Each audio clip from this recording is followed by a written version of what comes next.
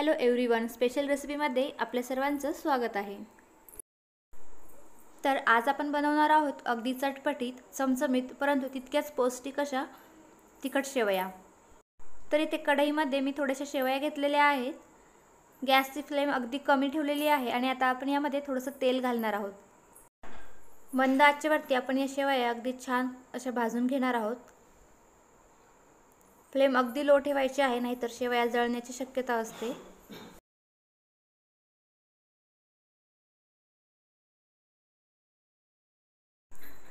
तर शेवया आता अगदी हलक्याशा गोल्डन ब्राउन झालेल्या आहेत, तर मी त्या काढून घेते।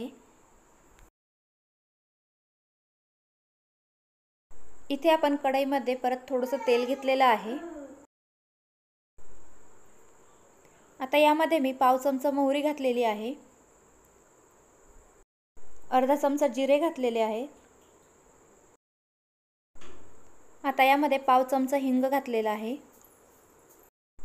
आणि आता इथे यामध्ये एक मीडियम साईजचा बारीक चिरलेला कांदा आपण घातलेला आहे। हा कांदा आता हलकासा गोल्डन कलर येईपर्यंत आपण परतवून घेणार आहोत, मीडियम लो टू मीडियम हीटवरती। कांदा हलकासा गोल्डन परतून झालेला आहे। यामध्ये आता आपण एक मीडियम साईजचा चिरलेला टोमॅटो घालणार आहोत। आता टोमॅटो देखील आपण हलकासा मऊ होईपर्यंत परतवून घेणार आहोत। टोमॅटो लवकर मऊ होण्यासाठी यामध्ये मी पाव चमचा इथे मीठ घातलेलं आहे।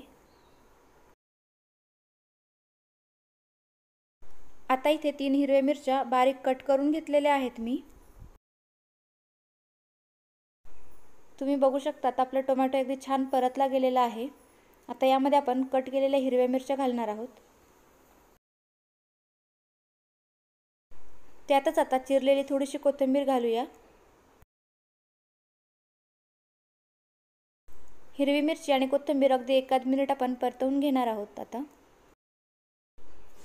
आता आपण यामध्ये अर्धा चमचा हळद घालूया।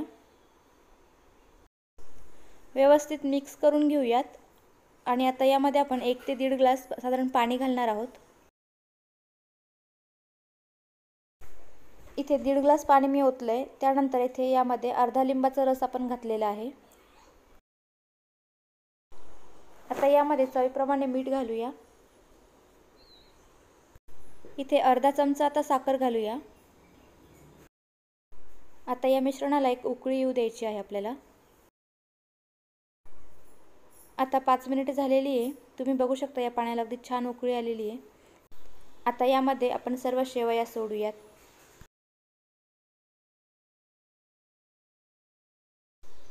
सर्व शेवया या पाण्यामध्ये आपण अगदी छान मिक्स करून घ्यायच्या आहेत।